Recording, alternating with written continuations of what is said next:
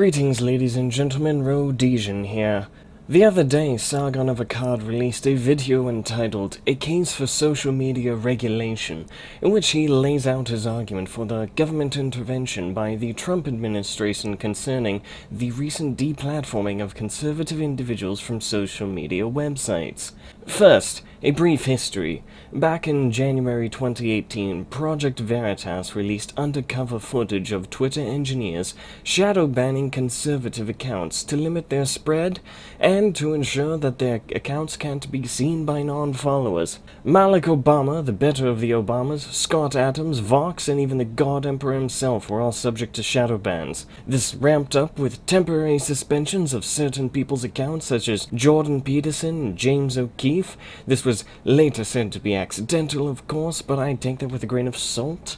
Especially when we consider that snowflakes at Twitter had a tantrum and deleted President Trump's Twitter account briefly.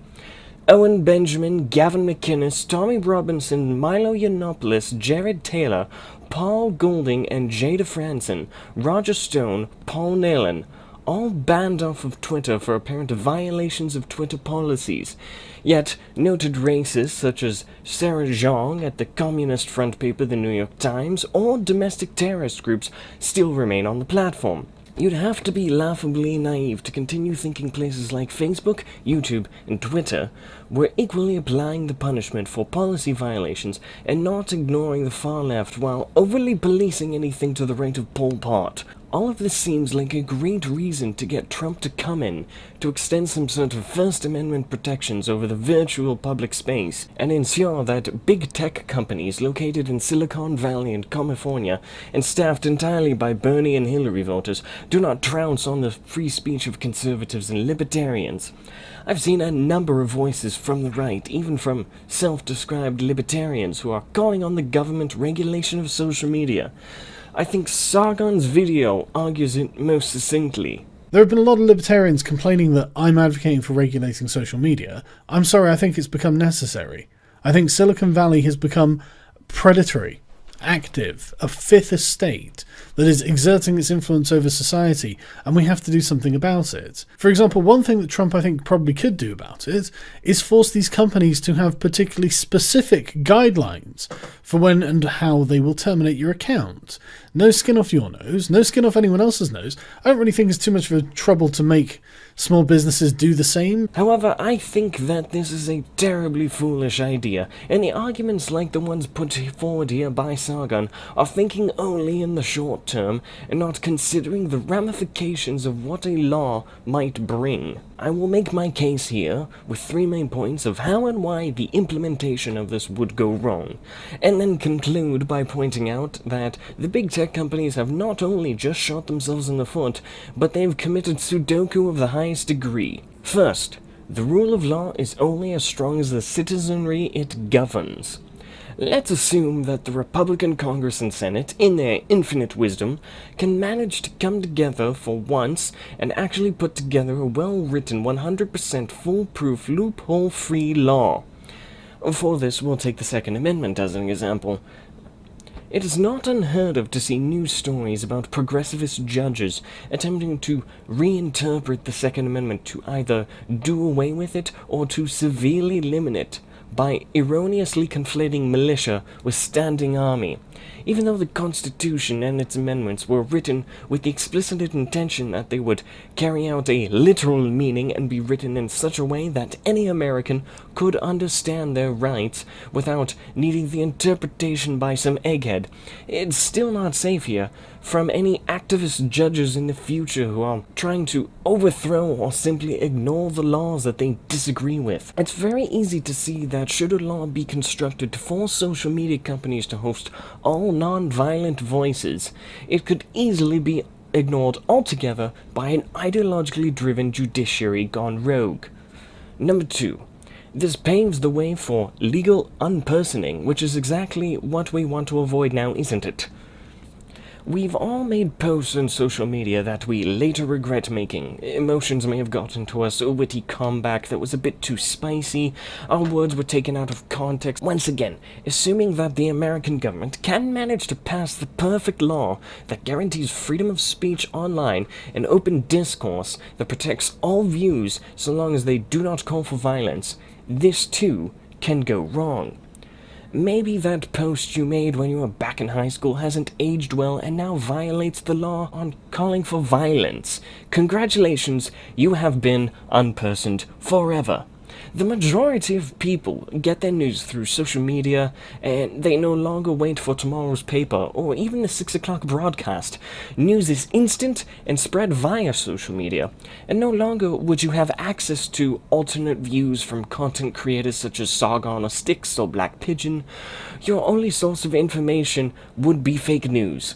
In addition, an increasing amount of our lives is being spent behind a computer screen, and more of our interactions with one another is online, not in person. Were one to run afoul of this law, it would render it illegal for that person to have social media, no worldwide communications or interactions with other individuals, no instant news, no more updates from your favorite content creators, no way of voicing your opinion online to the largest and most easily accessible audience we have ever seen in history. And now, with data's long-lost more evil brother than law, Zuckerberg's plan of implementation of the Chi-Com social ranking system on Facebook, it's easy to how this system here can be abused, and now it will carry the full might of the state with it. Number 3, Donald Trump will not be president for life. At some point, the Democrats are going to retake something in the American government, the House, the Senate, the Oval Office. And with this, they are going to be able to start legislating again and amending or overturning legislation from the Trump era. How quickly do you think it will be until they add hate speech to that law, or just simply remove it entirely? The problem here is that an entity has too much power, and it is abusing it, and they think they can get away with it. The solution is not to bring in a bigger entity that is even harder to rein in, to beat up the first one. Has no one ever heard of the old lady who swallowed the fly? This wasn't meant to be a guide. Lastly, look. These social media companies have gotten so large because they were supplying a product that no one else had before them, and they were doing it very, very well. Millions upon millions were using their services, and that made them cocky. They thought they could get away with running their world any way they wanted to, and this interview here of Jack from Twitter by Lester Holt is most illuminating. You've taken action against him in this instance. What is it? Can you tell us what it is? I believe we put him in a timeout. Removing his ability to tweet for a time period. A timeout seems minor compared to the implications of someone suggesting a call to arms against a particular group, in this case, the media. How do you respond to that?